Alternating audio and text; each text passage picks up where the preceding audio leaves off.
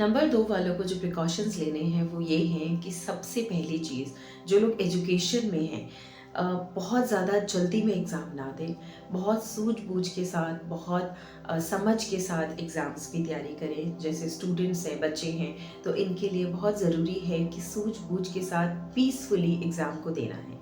दूसरा, जो लोग टीचिंग लाइन में हैं, जो लोग आर्ट रिलेटेड स्टडी में हैं, साइकोलॉजिकल स्टडीज़ में हैं, या फिर किसी तरीके की डॉक्टरेट स्टडीज़ में हैं, आर्ट्स में हैं, आर्ट्स से रिलेटेड जो भी सब्जेक्ट्स हैं, पॉलिटिकल साइंस हो गए, हमारे सोशल साइंस हो गए, इन सब्जेक्ट्स में ये लोग बहुत अच्छा करने वाले हैं। लेकिन जो लोग कॉम्पिटिटिव एग्ज़ाम्स के लिए तैयारी कर रहे हैं, उनके लिए बहुत ज़रूरी है कि बहुत समझ के प्रैक्टिकली अपने अप्रोच को रखना है, सोच को रखना है, और तभी वो आंसर करें। किसी के साथ अपने आंसर्स शेयर ना करें, किसी के साथ अपने प्रोजेक्ट्स शेयर ना करें। जो भी कॉम्पिटिटिव एग्ज़ाम को तैयार करने का तरीका होता है, वो भी किसी के साथ शेयर ना करें, और अपने आप पढ़ने से अच्छा थोड़ा सा किसी की हेल्प ले लें। अगर ये लोग अंडर द गाइडेंस पढ़ेंगे तो इनके लिए बहुत अच्छा होगा। अब बात करते हैं जो लोग करियर वाइज देख रहे हैं, जॉब चेंज के लिए देख रहे हैं, या बिजनेस में हैं, तो उनके लिए ये साल कैसा जाने वाला है। देखिए 2025 नंबर 2 वालों के लिए, जो लोग करियर अपॉर्चुनिटीज़ में देख रहे हैं, डेफिनेटली उनको बहुत सारे करियर के अपॉर्चुनिटीज़ मिलेंगे। बिजनेस में बहुत ज़्यादा फ़ायदा मिल सकता है। अचानक से कैश डीलिंग जिनकी है, तो उनके लिए भी बहुत अच्छी न्यूज़ेस आ सकती हैं। ध्यान बस यहाँ पे ये रखना है कि बहुत ज़्यादा पैसों के पीछे भागना नहीं है, बहुत ज़्यादा भाग-दौड़ वाली चीज़ें नहीं करनी है, थोड़ा सा समझ के, थोड़ा सा सूझ-बूझ के साथ चलना है। दिल से कोई फ़ैसले नहीं लेने हैं, बिकॉज़ आई नो ये वाला जो टाइम आने वाला है, मतलब 2025 में हम लोग प्रैक्टिकल अप्रोच जहाँ पे होनी चाहिए, लेकिन वो होगी नहीं। बिज़नेस डीलिंग्स की अगर मैं बात करूँ, तो यहाँ पे हमें प्रैक्टिकल अप्रोच रखना पड़ेगा डिसीजन मेकिंग में, लेकिन इस साल थोड़ा सा प्रैक्टिकल अप्रोच रखने में या प्रैक्टिकल डिसीजन मेकिंग में डिफ़िकल्टीज़ हो सकती है।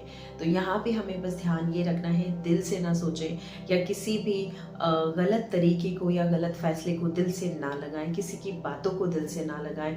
कॉलीग्स के साथ अगर मनमुटाव हो जाते हैं या हो सकते हैं, या फिर कोई ऐसी चीज़ें अगर ऑलरेडी चल रही है, तो उसको बढ़ावा ना दें, उसको पीसफुली उस मैटर को एमिकेबली जो है आपने सॉल्व करना है। अगर आपको लगता है कि आप एमिकेबली इस टाइम पे नहीं कर पा रहे हैं, और आपको अचानक से अंदर से एग्रेशन सा फील हो रहा है, थोड़ा सा अपने आप को उस जगह से ही हटा लें। बहुत ज़रूरी है इस टाइम पे, अगर मेंटल स्टेबिलिटी के लिए आप कुछ करते हैं, चाहे वो हम में से कोई भी क्यों ना है, चाहे वो बिजनेस ओनर है, या जॉब में है, या फिर होम मेकर है, टीचिंग लाइन में, किसी भी चीज़ में क्यों ना है, 2025 स्पेसिफिकली नंबर 2 वालों को ये एडवाइस देता है कि आप लोग पीसफुली चलें, मेंटली अपने आप को स्टेबल करके चलें।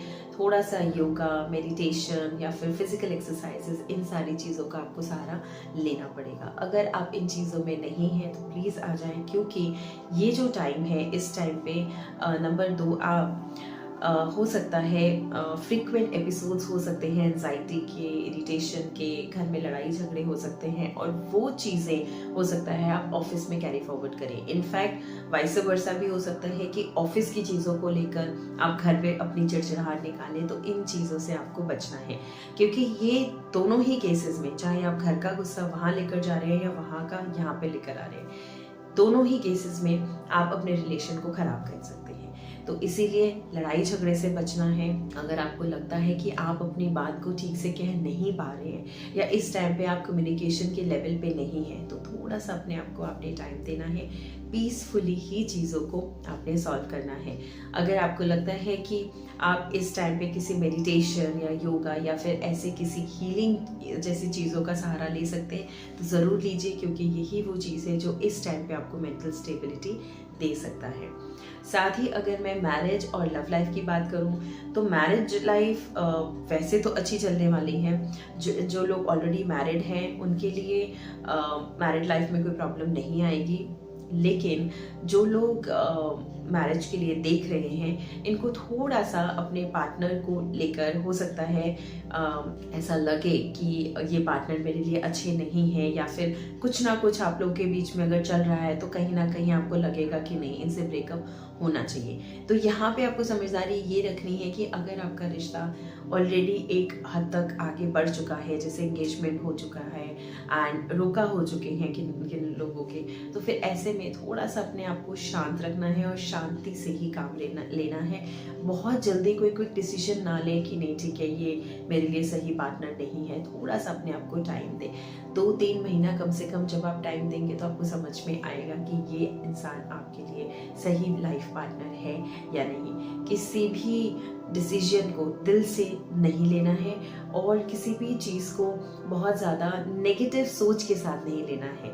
डेफिनेटली हमें अपना हार्ट एंड सोल पूरा डालना पड़ता है whenever we are making any kind of decision, whether it is in the matter of business or in the matter of relationship। लेकिन जब भी हम ये सोचते हैं कि किसी की नेगेटिव चीज़ों को दिल पे लगाकर और फिर हम डिसीजन लेते हैं तो वो डिसीजन अक्सर गलत हो जाते हैं। इसीलिए वहाँ पे हमें प्रैक्टिकल अप्रोच रखना है, वहाँ पे हमें ये समझना है कि क्या सच है क्या झूठ, जो दिख रहा है क्या वही सच है, और उसके बाद किसी भी चीज़ को दिल से सोचकर फिर आप डिसीजन ले सकते हैं। तो नेगेटिव अप्रोच नहीं रखनी है, ये आपने बहुत ज़्यादा ध्यान रखना है।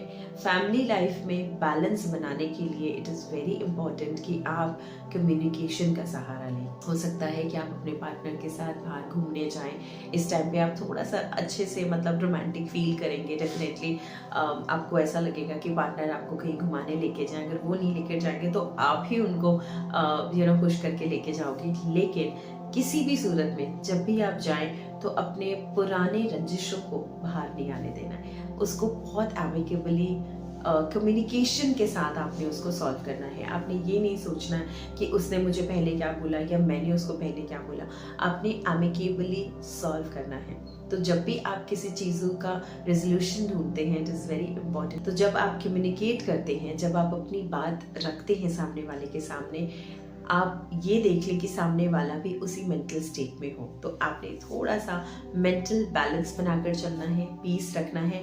अदरवाइज ये साल आपके लिए बहुत सारे गुड न्यूज़ लेकर आ सकता है, रिलेशनशिप में, पैसों के मामलों में और एग्ज़ाम्स या स्टडी के मामले में। बस आपने ध्यान ये रखना है कि आप हमेशा स्टेबल कंडीशन में हो, अपने आप को बैलेंस करके चल रहे हैं और अपनी बातों को, अपने कम्युनिकेशन लेवल को और पावरफुल बना रहे हैं और इफ़ेक्टिव तरीके से कम्युनिकेट कर रहे हैं।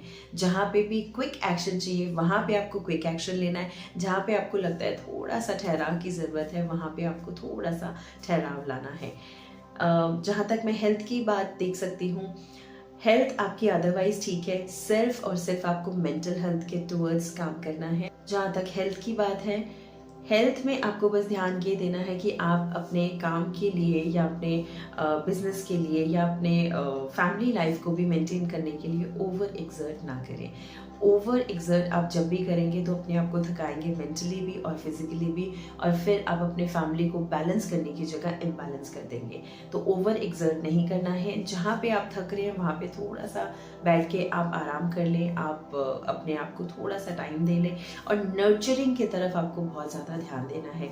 Self love, self praising, self nurturing, इन सब चीज़ों पे आपको ध्यान देना है। तभी जाकर आप फैमिली लाइफ और वर्क लाइफ को बैलेंस कर पाएंगे। पार्टनर की मदद आपको डेफिनेटली इसमें मिलेगी।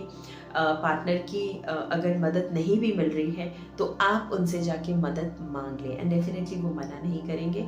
बस कम्युनिकेशन के पावर को थोड़ा सा जगाना है। नंबर 2 वालों के लिए जो लकी नंबर बन रहा है वो है नंबर 2 एंड नंबर 5 ज़्यादातर। बट अगर आप नंबर 1 में भी, स्पेशली अगर आप बहुत ज़्यादा दिल से सोचने वालों में से हैं, तो फिर आप नंबर 1 का सहारा भी ले सकते हैं। मतलब आपको अगर कोई भी इफ़ेक्टिव डिसीजंस लेने हैं तो फिर आप फर्स्ट को आप ले सकते, मतलब फर्स्ट ऑफ एनी मंथ को आप ले सकते हैं, या फिर फर्स्ट, 10th या 28, पर 28 से ज़्यादा बेटर रहेगा अगर आप 1st और 10th को स्विच कर जाएं। तो इन दोनों डेट्स पे अगर आप अपनी डिसीजन मेकिंग के लिए अगर आप कोई भी चीज़ कर रहे हैं तो it will be beneficial for you. Also lucky colour की जहाँ तक मैं बात करूँ तो वाइट, पर्ल वाइट, ये कलर्स आपके लिए बहुत अच्छे रहेंगे।